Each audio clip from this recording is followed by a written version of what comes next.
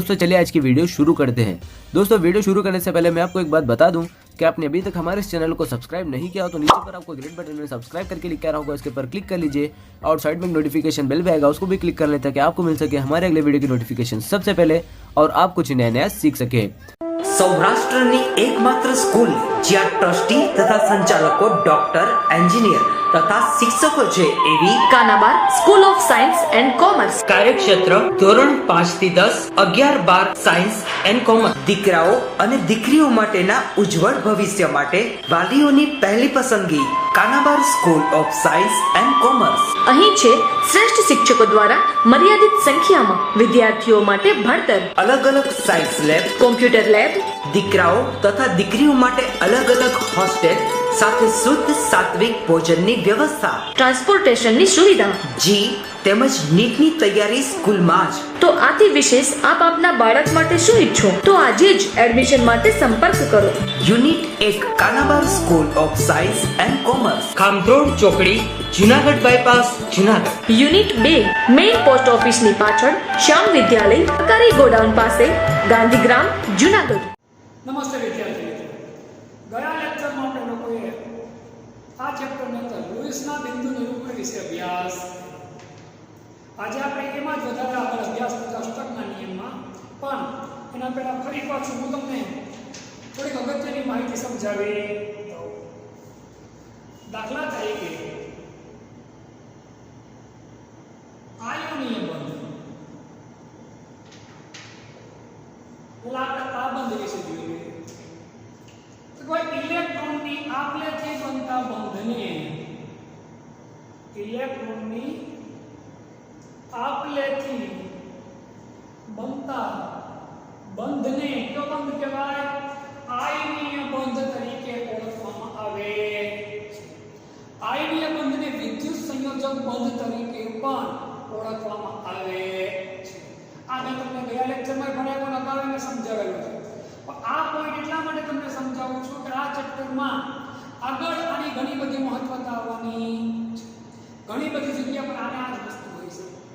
ઇલેક્ટ્રોનની આપલેથી બનતા બંધને કયો બંધ કહેવાય? આયનીય બંધ. દાખલા તરીકે સોડિયમ Na11 28, આની તમે ક્લોરીન Cl2, પરમાણુ ક્રમાંક કેટલો છે? 17, 287 એવા કેટલા ક્લોરીન છે? 2 સાથે પ્રક્રિયા કરાવો. આ એક ઇલેક્ટ્રોન આને આપી, આને દેવા માટે ઇલેક્ટ્રોન ઘટે એટલે અમુક ટુકડા થોડા જે આપણે બદલ્યો.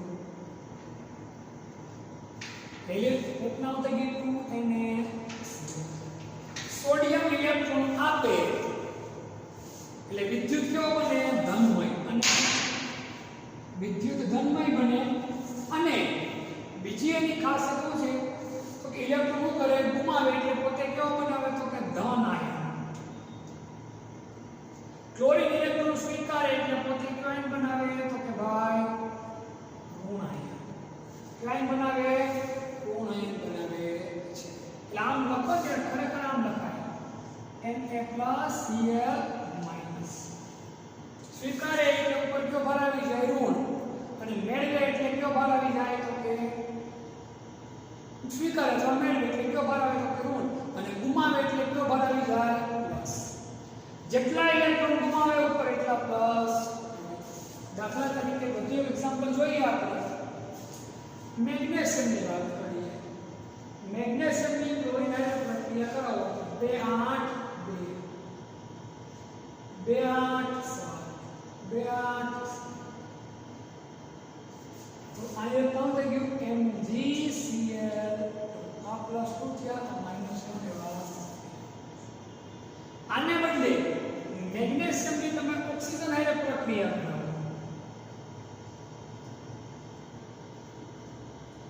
+2 કહેવાય માં જેટલા ઇલેક્ટ્રોન ગુમાવે એટલો ઉપર પ્લસ થાય, આપણે જેટલા મેળવે એટલે એટલો કેવો આંકડો થાય? તો કે ભાઈ માઈનસ આંકડો થાય છે. આપણા મગજમાં આ વાત હોવી જોઈએ. આ અગત્યની માહિતી છે. ફરીવાર ઇલેક્ટ્રોનની આપલેથી બનતા બંધને કયો બંધ કહેવાય? આયનીય બંધ. અને જો બીજી વસ્તુ ઇલેક્ટ્રોન ગુમાવે અને આ ઇલેક્ટ્રોન મેળવે. અન્ય ઇલેક્ટ્રોન ગુમાવી દઈએ એટલે પેલાની રચના કેવી થઈ ગઈ 2 8. આ ઇલેક્ટ્રોન મેળવી લઈને રચના કેવી થઈ ગઈ 2 8. અહીંયા ઇલેક્ટ્રોન ગુમાવી લઈને રચના કેવી થઈ ગઈ 2 8. આ ઇલેક્ટ્રોન મેળવી લઈને રચના કેવી થઈ ગઈ 2 8. એટલે બાહ્ય કક્ષામાં કેટલા ઇલેક્ટ્રોન દાખલ થવાનો પ્રયત્ન કરે, રહેવાનો પ્રયત્ન કરે 8. એ રચનાને કઈ રચના કહેવાય? અષ્ટક રચના. કઈ રચના કહેવાય? તો કે ભાઈ અષ્ટક રચના તરીકે ઓળખવામાં આવે છે. આ અષ્ટક રચના ઉપરથી જ આપણે જે નિયમ ભણવાનો છે, એ નિયમને કયો નિયમ કહેવાય? અષ્ટકનો નિયમ. કયો નિયમ કહેવાય? અષ્ટકનો નિયમ. હવે આપણે ચોપડી મુજબ આગળ વધીએ. કયા નિયમમાં આગળ વધીએ? તો કે ભાઈ અષ્ટકનો નિયમ. અત્યારે જે તમે પોઈન્ટ ભણો છો એ પોઈન્ટની બહુ વિશેષ ઊંડાણપૂર્વક અગત્યતાઓ નથી. આગળ આ ચેપ્ટરમાં ઘણું બધું બીજું વધારાનું કામનું છે કે જે 12માં પણ આપણને ઉપયોગી સાબિત થશે. આ તો બધી પાયાગત માહિતી છે કે જે માહિતી લેવી પડે અને તમારે પણ શક્ય હોય ત્યાં સુધી શું કરવી પડે? તો કે લેવી. તો અગત્યનો એવો આપણો પોઈન્ટ છે અષ્ટકનો નિયમ. અષ્ટકનો નિયમ જ અત્યારે સમજવાનો છે. એની મર્યાદાઓ પણ આવે છે, પણ એની મર્યાદાઓ આપણે આગળ જેમ જેમ ચેપ્ટર ભણશું એમ એનો અભ્યાસ કરશું. અત્યારે માત્ર ને માત્ર પહેલા શું ભણીએ? તો કે અષ્ટકનો નિયમ. તો કે ભાઈ ઈસવીસન 1916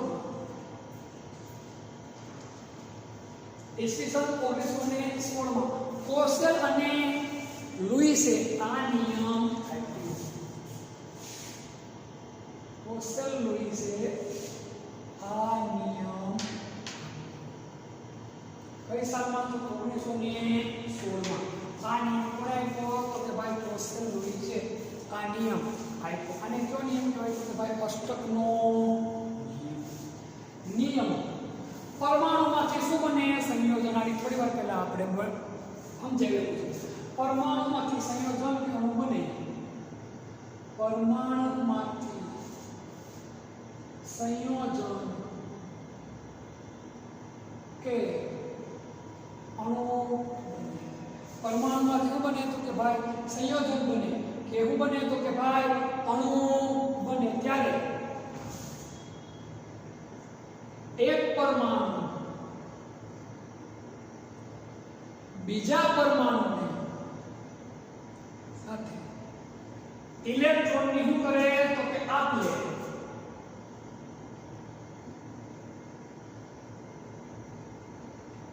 અથવા તો શું કરે? ભાગીદારી. ગયા લેક્ચરમાં ભાગીદારી વિશે સમજાવ્યું હતું. અગલી પાછું નિયમ પછી પાછું સમજાવવાનું.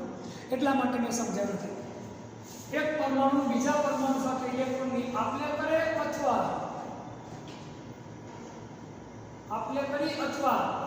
ભાગીદારી કરી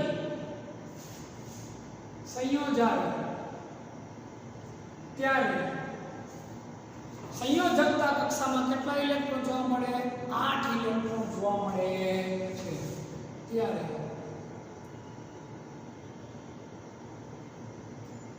સંયોજકતા કક્ષામાં 8 ઇલેક્ટ્રોનનું અષ્ટક પૂર્ણ કરે જેને શું કહેવાય? અષ્ટકનો નિયમ કહેવાય. એમાં ઇલેક્ટ્રોનની ભાગીદારી ભલે થાય કે ઇલેક્ટ્રોનની આપ-લે ભલે થાય, પણ છેલ્લે ઇલેક્ટ્રોન કેટલા થવા જોઈએ? છેલ્લી કક્ષામાં તો કે 8. કેટલા થવા જોઈએ? 8. આ માહિતી કોને આપી? તો કે ભાઈ કોસેલ અને લુઈસે આપી. પરંતુ ખરેખર એવું દરેક પરમાણુમાં કે સંયોજનમાં બનતું નથી. ઘણા એવા જોવા મળશે જેમાં 8 આવતા નથી.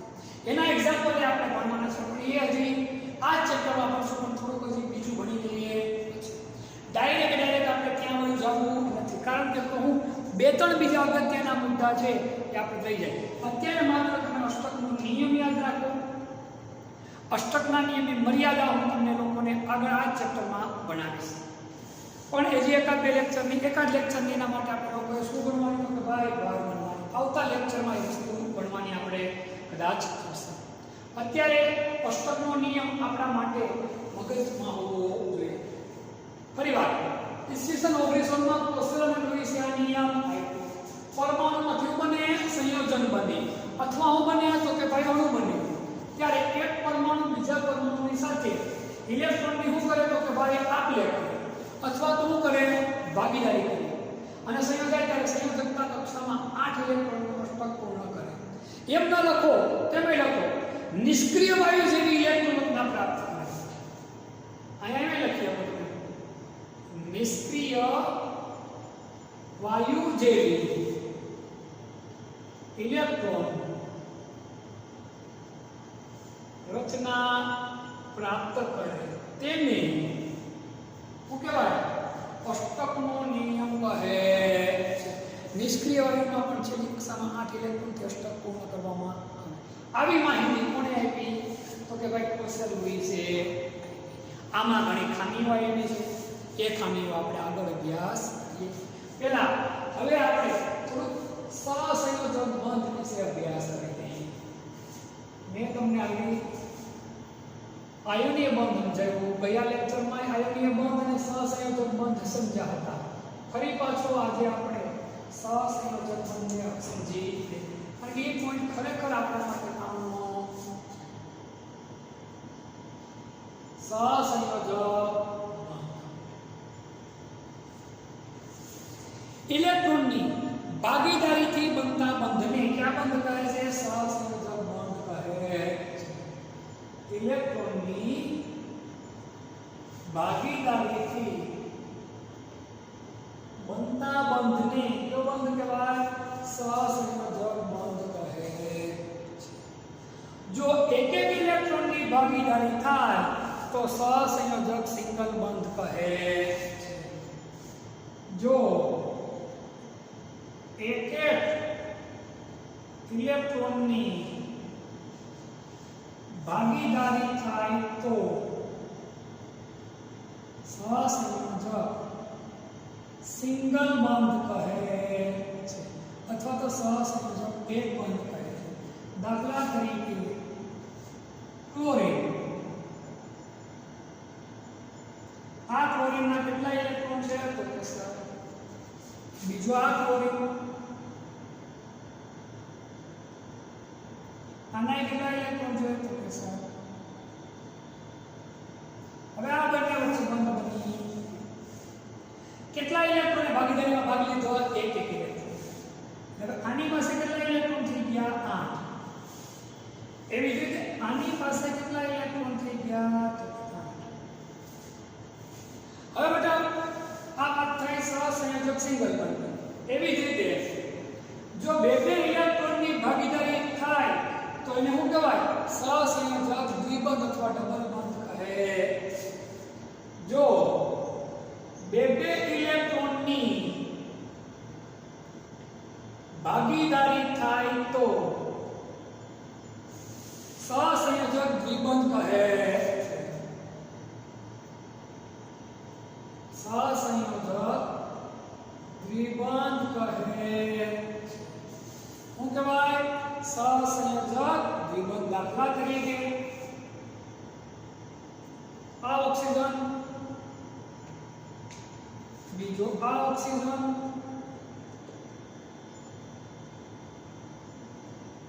આને શું કહેવાય? સહસંયોજક દ્વિબંધ. જો હવે આની પાસે કેટલા ઇલેક્ટ્રોન થઈ ગયા? 8. અષ્ટક રચના બનાવી. આની પાસે કેટલા ઇલેક્ટ્રોન થઈ ગયા? 8. આને પણ કઈ રીતના બનાવી શકાય તો કે અષ્ટક રચના. આવી જ રીતે જો 3 ઇલેક્ટ્રોનની ભાગીદારી થાય તો સહસંયોજક દ્વિબંધ કહે છે. જો 3 ઇલેક્ટ્રોનની ભાગીદારી થાય તો શું કહેવાય? સહસંયોજક ત્રિબંધ કહે છે. ટ્રિપલ બંધ. સહસંયોજક કયો બંધ કહેવાય? ત્રિબંધ કહે છે. દાખલા તરીકે N2N,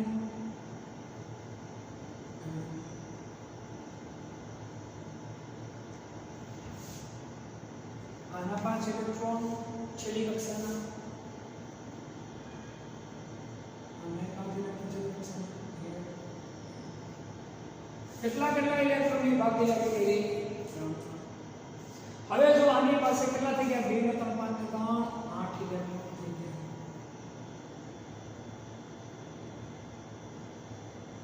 એવી જ રીતે આની પાસે કેટલા ઇલેક્ટ્રોન થઈ ગયા? 8 ઇલેક્ટ્રોન. તો આને શું કહેવાય? સહસંયોજક ત્રિબંધ કહે છે. આ મેં તમને પહેલા લેક્ચરમાં પણ સમજાવ્યું છે, પણ હવે જેટલો અભ્યાસ આવશે એનો 70% અભ્યાસ આપણે કોના આધારિત કરવાનો થશે આ ચેપ્ટરમાં? સહસંયોજક બંધ આધારે. 30% આયનીય બંધ આધારે અને 70% સહસંયોજક બંધના આધારે. આના પ્રકારો પણ શું છે આપણે, એટલે કે સહસંયોજક વિશે આપણે અભ્યાસ કરવાનો થશે. એટલા માટે આ માહિતી વધારે બતાવી. હવે આમાં એક અગત્યની વસ્તુ એ છે કે ભાઈ આ પરમાણુની વાત કરીએ ક્લોરીનના, કે આ ઓક્સિજનના પરમાણુની વાત કરીએ, કે આ નાઇટ્રોજનના પરમાણુની વાત કરીએ, આમાં 2 પ્રકારના ઇલેક્ટ્રોન છે. એક ઇલેક્ટ્રોન આ છે. તમને તો ભાઈ ઇલેક્ટ્રોનનો એક પ્રકાર પડે છે. હા, જો આ ઇલેક્ટ્રોન છે ને આ ઇલેક્ટ્રોન બંધ બનાવવાનો ભાગ લે, એટલે એવા ઇલેક્ટ્રોનને કયો ઇલેક્ટ્રોન કહેવાય? બંધકારક ઇલેક્ટ્રોન. જે ઇલેક્ટ્રોન બંધ બનાવવામાં ભાગ લે, જે ઇલેક્ટ્રોન બંધ બનાવવામાં ભાગ લે તેવા ઇલેક્ટ્રોનને બંધકારક ઇલેક્ટ્રોન યુગ્મ કહે છે. ઇલેક્ટ્રોન કહે છે. જે ઇલેક્ટ્રોન બંધ બનાવવામાં ભાગ લે તેવા ઇલેક્ટ્રોનને શું કહેવાય? બંધકારક ઇલેક્ટ્રોન કહે છે. અને એની જોડને શું કહેવાય? બંધકારક ઇલેક્ટ્રોન યુગ્મ કહે છે. અને તેની જોડને, જોડ એટલે હું બે ભેગા હોય તેને યુગ્મ, અને તેની જોડને બંધકારક ઇલેક્ટ્રોન યુગ્મ કહે છે. તો આ જે ઇલેક્ટ્રોન છે એ કેવો છે? બંધકારક. આ બંધકારક. આ કેવા? બંધકારક. આ કેવા? બંધકારક. તો મનમાં થાય છે બંધમાં, આ બંધમાં ભાગ લેતા નથી, તો આને શું કહેવાય? અબંધકારક ઇલેક્ટ્રોન. નવી વ્યાખ્યા આપણા માટે ભાઈ કહી છે કે ભાઈ અબંધકારક ઇલેક્ટ્રોન.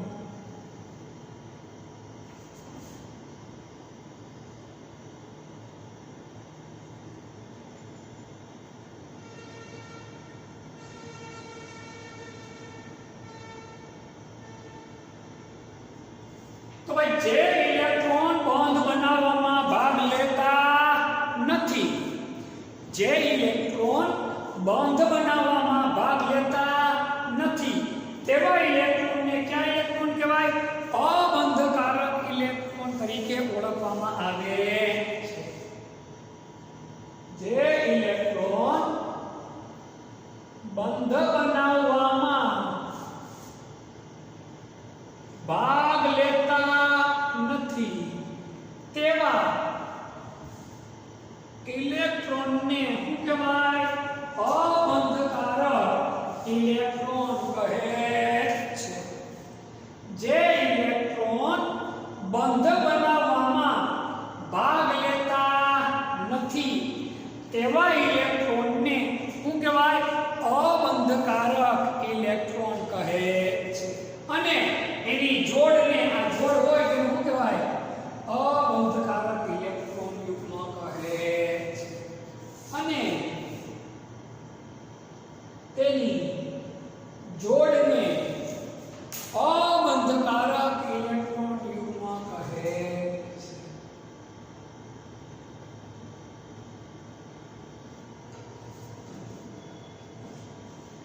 હવે જો આ અબંધકારક અને બંધકારક ઇલેક્ટ્રોન, આ શબ્દ તમારે આખા ચેપ્ટરમાં ભણવાનું આવશે.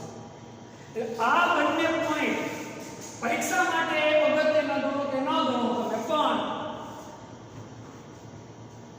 આગળના અભ્યાસ માટે તમારા બંને પોઈન્ટ તમારા માટે વધારે કામના છે. એટલે આપણને અબંધકારક ઇલેક્ટ્રોન અને બંધકારક ઇલેક્ટ્રોન મગજમાં ચોંટી જવું જોઈએ, તો જ આગળ તમે સહેલાઈથી અભ્યાસ કરી શકશો. બાકી આગળ સહેલાઈથી અભ્યાસ કરવો કેવો પડે તો કે ભાઈ અઘરો પડે.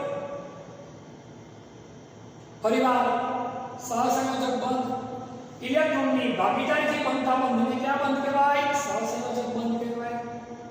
જો એક ઇલેક્ટ્રોનની ભાગીદારી થાય તો સહસંયોજક સિંગલ બંધ, બે ઇલેક્ટ્રોનની ભાગીદારી થાય તો સહસંયોજક ડબલ બંધ, ત્રણ ઇલેક્ટ્રોનની ભાગીદારી થાય તો સહસંયોજક ટ્રિપલ બંધ. હવે જે ઇલેક્ટ્રોન બંધમાં ભાગ લે એને શું કહેવાય? બંધકારક. એની જોડને શું કહેવાય? બંધકારક ઇલેક્ટ્રોન યુગ્મ. જે ઇલેક્ટ્રોન બંધમાં ભાગ લેતા નથી એને શું કહેવાય? અબંધકારક. અને એની જોડને શું કહેવાય? અબંધકારક ઇલેક્ટ્રોન યુગ્મ તરીકે ઓળખવામાં આવે છે. ક્લિયર? આ પોઈન્ટ આપણા માટે ઘણા બધા અગત્યના છે. સ્ક્રીનશોટ લઈ લો. પરીક્ષામાં પૂછાય ના પૂછાય એ મહત્વની વસ્તુ નથી, પણ આવડે એટલે પાઠનો ઘણો બધો હાર્દ આપણને આવડી જાય. પછી આ પાઠ અને જે જોઈન્ટિંગ જે 12મા ધોરણમાં જે ચેપ્ટર હોય એ સમજવા પણ આપણે ઘણા બધા સહેલા પડે. એટલે સ્ક્રીનશોટ વ્યવસ્થિત રીતે લઈ લો એટલે આપણે આગળ વધીએ.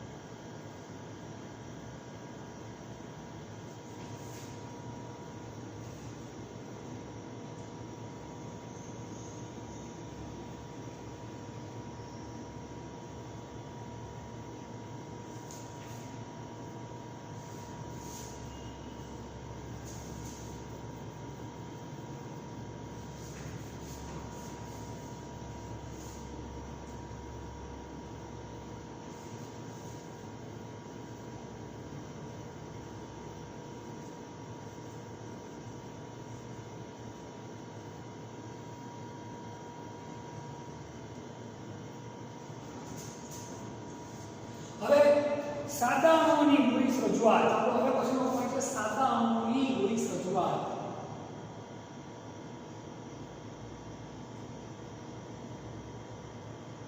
આપણે જે લુઈસ બિંદુ નિરૂપણ ભણ્યા હતા એને આધારિત આપણે અથવા નો કહેવાય લુઈસ રચનાઓ. શું કહેવાય? લુઈસ રચનાઓ. જે ગયા લેક્ચરમાં લુઈસ બિંદુ નિરૂપણ ભણ્યા આપણે એ જ છે. આમાં બીજું કશું નવું કંઈ ખાસ ઊંડાણપૂર્વકનું આપણે આવતું નથી. હવે લુઈસ બિંદુ નિરૂપણ માટે આપણે કેટલીક એની માહિતીઓ સ્વીકારવી પડે.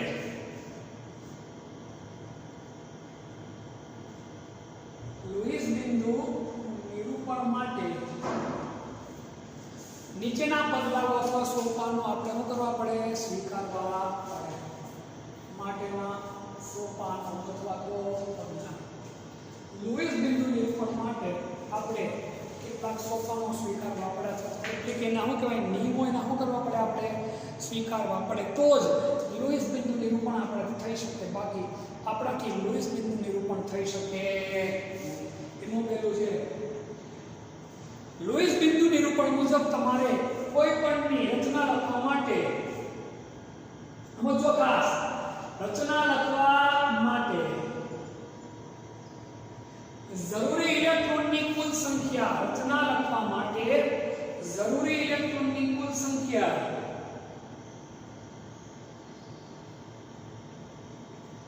સંયોજાતા પરમાણુની જે પરમાણુ સંયોજાય એની કુલ સંખ્યા સંયોજાતા પરમાણુની સંયોજાતા પરમાણુની સંયોજકતા. સંયોજકતા એટલે કઈ તો કે ભાઈ છેલ્લી કક્ષા. સંયોજકતા રચના લખવા માટે જરૂરી ઇલેક્ટ્રોનની કુલ સંખ્યા સંયોજકતા પરમાણુની સંયોજકતા ઇલેક્ટ્રોનનો ઉમેરો કરી મેળવી શકાય.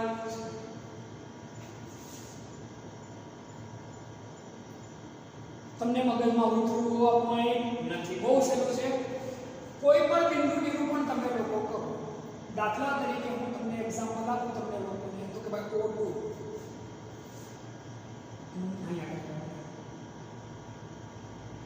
O2 તો આમાં કેટલા પરમાણુ સંયોજાય 2 બંને ક્યાં પરમાણુ છે ઓક્સિજન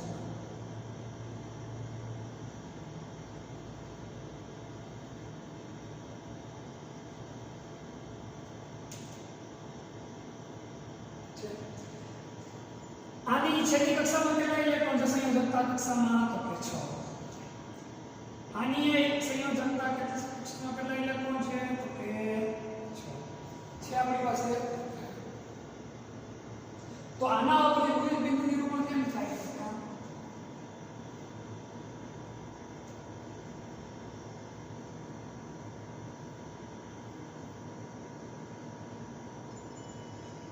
થઈ ગયો વાત કરી આવું છે આપણું લુઈસ બિંદુ નિરૂપણ અહીંથી આને કાઢના પર ત્રણ ચાલે આવું છે લુઈસ બિંદુ નિરૂપણ રચના લખવા માટે જરૂરી ઇલેક્ટ્રોનની કુલ સંખ્યા સંયોજકતા પરમાણુની સંયોજકતા ઇલેક્ટ્રોન હું કઈ મેળવી શકાય તો કે ભાઈ ઉમેરો કરીને મેળવી શકાય છે હવે બીજો એક્ઝામ્પલ આનો આપણે જોઈએ મિથેન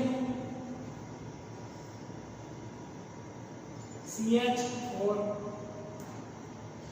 કાર્બન એની સંયોજકતામાં કેટલા ઇલેક્ટ્રોન છે 4 હાઇડ્રોજન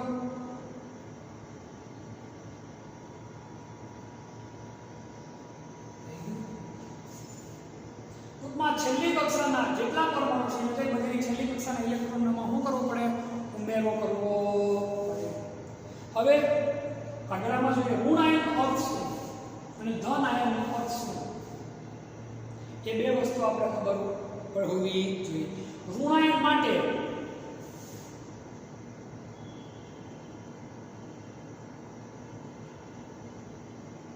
ઋણ ભારનો અર્થ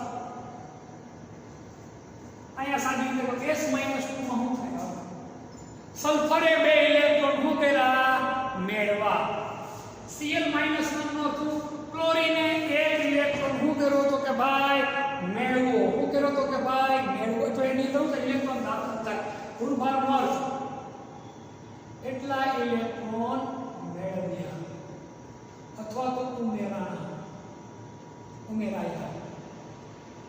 સમજાણી વસ્તુ ભાઈ આવી રીતે ધન આયન બને એટલે ધન ભારનો અર્થ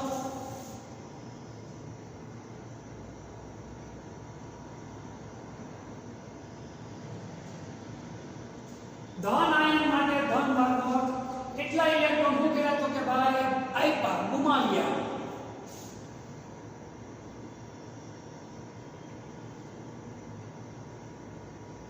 કેટલા ઇલેક્ટ્રોન શું કર્યા તો કે ભાઈ ગુમાવ્યા ક્લિયર વસ્તુ હવે લુઈસ બિંદુ નિરૂપણ મુજબ આપણે કેટલીક દાન લઈએ હાઇડ્રોજનનો પરમાણુ હોય તેમાં છેલ્લી કક્ષામાં કેટલા ઇલેક્ટ્રોન છે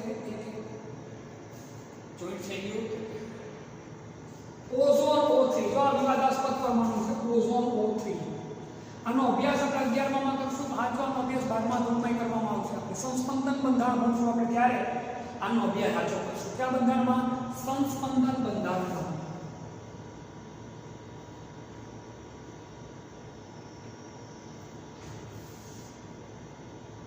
અહીંયા વિવાદ ઊભો થશે ઓઝોનમાં શું વિવાદ ઊભો થાય એ તમને અત્યારે કહી દઉં પણ વિવાદ કેમ ઊભો થાય એમાં અત્યારે ઊંડું ઉતરવું આપણે નથી જો કઈ રીતનો વિવાદ આમાં ઊભો થાય છે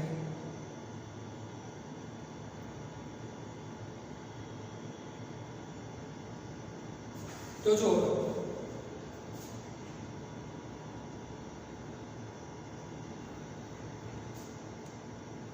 આની પાસે કેટલા ઇલેક્ટ્રોન થઈ ગયા 8 થઈ ગયા 2 4 6 8 ભાગી જાય આની પાસે કેટલા થાય તો 7 અને આની પાસે કેટલા થશે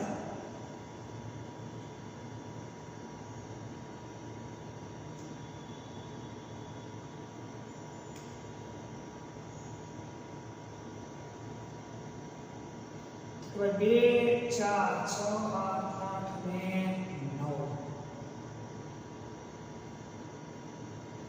કેટલા થયા 9 ઇલેક્ટ્રોન થયા આની પાસે 8, આની પાસે 7, આની પાસે 9.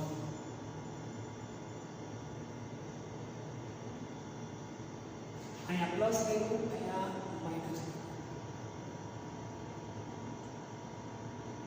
આ શું કામ આવી ઘટના ઘટી એ હું તમને આગળ ભણાવીશ. અત્યારે એમાં ઊંડું ઉતરવું આપણે નથી.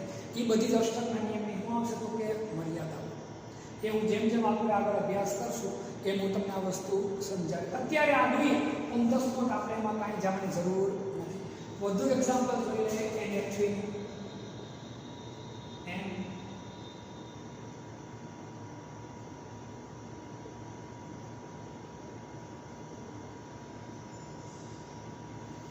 થઈ ગયું. NF3 નું એક્ઝામ્પલ આપો. F આ નીચે લખો, ઉપર લખો, આને નીચે લખો, અહીંયા સાઈડ ખાલી રાખો. કોઈ પણ સાઈડ તમે ખાલી આપો તો જવાબ ખોટો પડશે નહીં. આ રીતે તમે HNO3 CO3 -2 વગેરેના તમે કરી પણ આની વધુ એટલી બધી અગત્યતા નથી, કારણ કે આ નિયમમાં ઘણી બધી ખામીઓ આવેલી છે. આટલી માહિતી આપણને આવડે એટલે આપણા માટે ઇનફ છે. આવા બંધારણ જે છે હું અભ્યાસ કરીને આગળ તમને વ્યવસ્થિત રીતે કરાવીશ. હજી એક બે નિયમો એના માટે આપણે શીખવા બાકી છે. જેમ જેમ નિયમો શીખતા જશું એમાં બધી વસ્તુ આપણને આવડતી જશે. તરત તમે બધું આપણે શીખી જવાની જરૂર નથી. આપણી પાસે સમય ઘણો બધો. પરિવાર સાદા અણુની લોહી રજૂઆત માટેના કામ છે 3 અગત્યના સોપાન.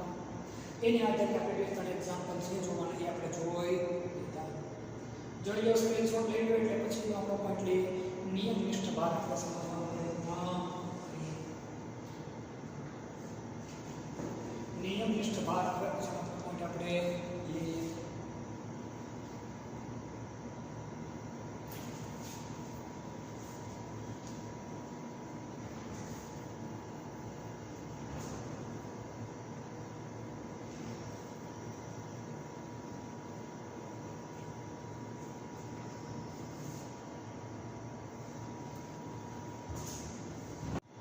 તો નિયમનિષ્ઠ ભાર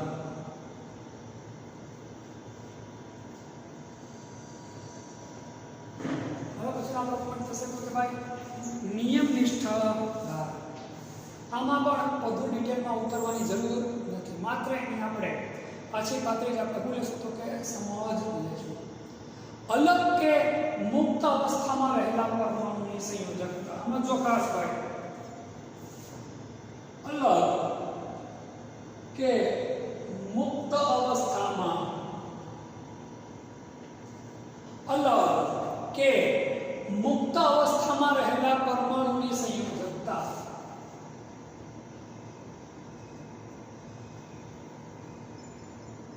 રહેલા પરમાણુની સંયોજકતા ઇલેક્ટ્રોનની સંખ્યા અને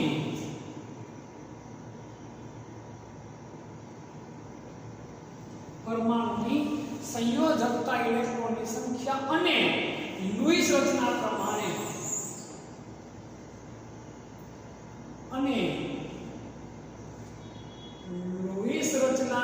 પ્રમાણે કોના પ્રમાણે તો કે લુઈસ રચના જે આપણે ભણાઈએ લુઈસ રચના પ્રમાણે તે પરમાણુની ઇલેક્ટ્રોનની સંખ્યાના તે પરમાણુની સંયોજકતા ઇલેક્ટ્રોનની સંખ્યાના તફાવતને શું કહેવાય? નિયમનિષ્ઠ ભાર કહે છે. આના માટેનું સૂત્ર છે, સૂત્ર આપણને આવડવું જોઈએ, બાકીમાં બીજું કશું ઊંડા ઉતરો તમે લુઈસ રચનામાં પરમાણુ પરનો લુઈસ રચનામાં પરમાણુ પરનો નિયમનિષ્ઠ ભાર FC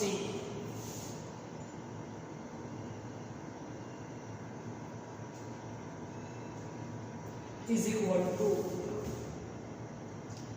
મુક્ત પરમાણુમાં સંયોજકતા ઇલેક્ટ્રોનની સંખ્યા. મુક્ત પરમાણુમાં સંયોજકતા ઇલેક્ટ્રોનની સંખ્યા ઓછા અબંધકારક ઇલેક્ટ્રોનની કુલ સંખ્યા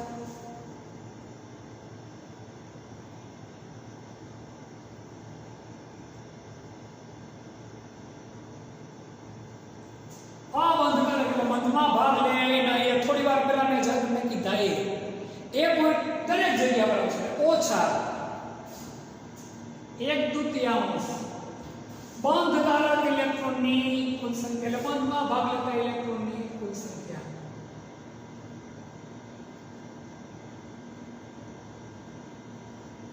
જો આ સૂત્ર આપણને આવડવું જોઈએ.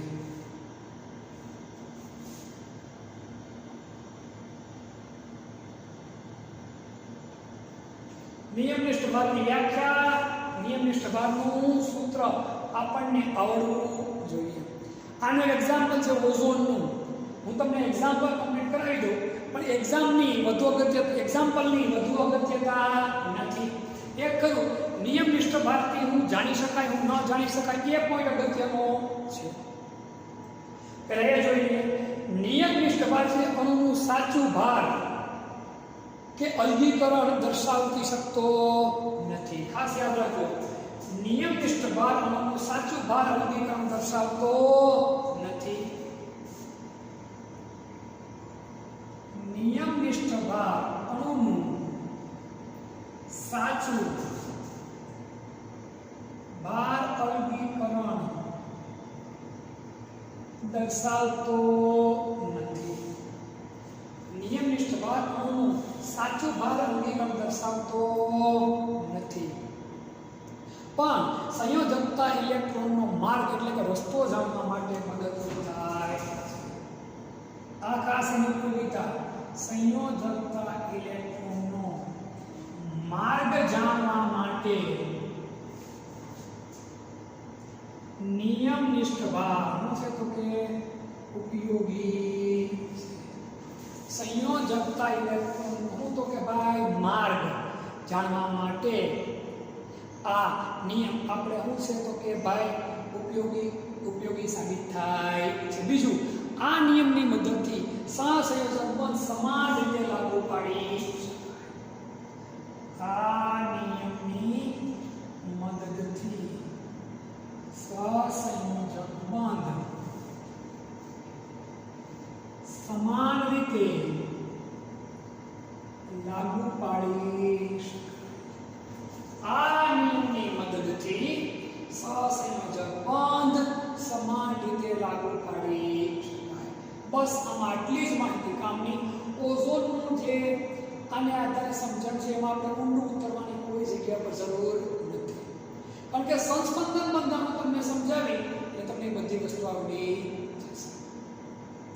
ફરી વાત, અલગ કે મુક્ત અવસ્થામાં રહેલા પરમાણુની સંયોજકતા ઇલેક્ટ્રોનની સંખ્યા અને લુઈસ રચના પ્રમાણે તે પરમાણુની સંયોજકતા ઇલેક્ટ્રોનની સંખ્યા ના તફાવતને શું કહેવાય તો કે ભાઈ નિયમનિષ્ઠ ભાર કહે છે. શું કહેવાય? નિયમનિષ્ઠ ભાર. લુઈસ રચના પ્રમાણે પરમાણુ પરનો નિયમનિષ્ઠ ભારનું સૂત્ર શું થશે? મુક્ત પરમાણુમાં સંયોજકતા ઇલેક્ટ્રોનની સંખ્યા ઓછા અબંધકારક ઇલેક્ટ્રોનની કુલ સંખ્યા ઓછા બંધકારક ઇલેક્ટ્રોનની કુલ સંખ્યા. નિયમનિષ્ઠ ભાર જાણવાનું સાચું ભાર અલગીકરણ દર્શાવતો નથી, પણ એની મદદથી તમે ઇલેક્ટ્રોનનો માર્ગ જાણી શકો અને સહસંયોજક બંને સમગ્ર પરમાણુમાં, સમગ્ર અણુમાં સમાન રીતે શું કરીએ તો તમે લાગુ પાડી શકો. આ જ આની શું છે અગત્યતા. સ્ક્રીનશોટ આપો લઈ લો. ઓઝોનના અણુની હું તમને પાછી માહિતી આપી દો. આપણે કીધું વધુ એમાં ડિટેલમાં ચોપડી મુજબ આપણે જવું અત્યારે નથી. એ ડઝન્ટ ઇમ્પોર્ટન્ટ, બરાબર છે. બધું અગત્યની વસ્તુ એ નથી, એટલા માટે જોઈ લો સરખી રીતે, પછી ઓઝોનના બંધારણ તમને કહી દઉં છું.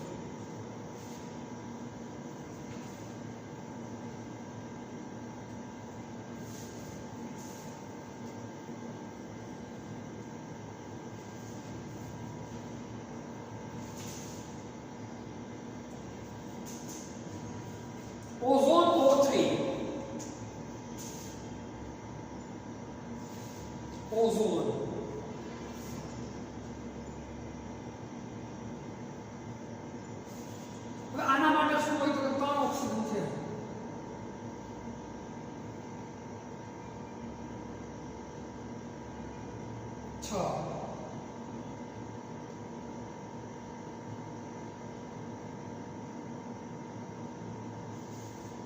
હવે જો આ બંને બીજા બે ઇલેક્ટ્રોનની ભાગીદારી કરી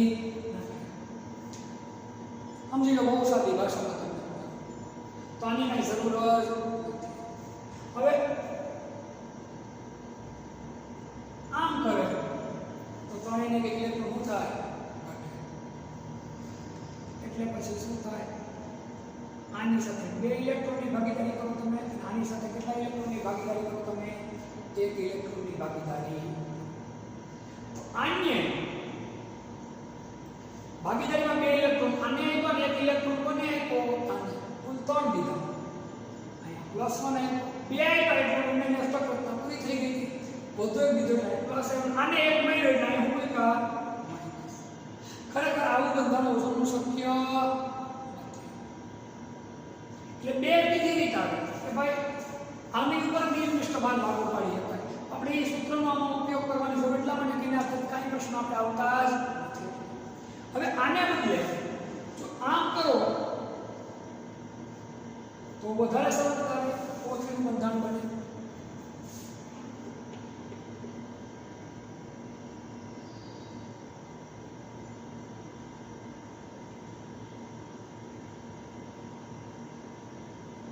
થઈ ગયું ઓઝોનનું બંધારણ સાચું બંધારણ બને.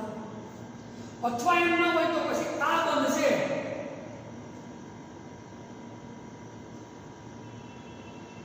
એ ફરતો રહે, હું રહે થોડી વાર અહીંયા એ બંધારણને કયા બંધારણ આપણે તરીકે ઓળખીએ તો કે ભાઈ સંસ્પંદન બંધારણ તરીકે ઓળખીએ. કયા બંધારણ તરીકે ઓળખીએ? સંસ્પંદન બંધારણ તરીકે. એ આગળ ચેપ્ટરમાં ભણવાનું આવશે ત્યારે આપણે ઓઝોન ઉપર જ ભણશું. 12મા ધોરણમાં પણ સંસ્પંદન બંધારણ ભણશું. એટલે જ મેં તમને કીધું કે નિયમનિષ્ઠ ભાર માટે જે કામની વસ્તુ છે એમાં જ આપણે ધ્યાન દેવું છે. વધારાની વસ્તુ છે એની ઉપર જે કાંઈ આપણે માહિતી આગળ અભ્યાસમાં પણ ઉપયોગી નથી, એમાં ખોટે ખોટું વર્ક કરવું આપણે નથી. આપણે જે વધુ કામની અને વધુ અગત્યની માહિતી હોય એની ઉપર વધારે ધ્યાન દઈએ. આજે આપણે આટલું જ રાખીએ.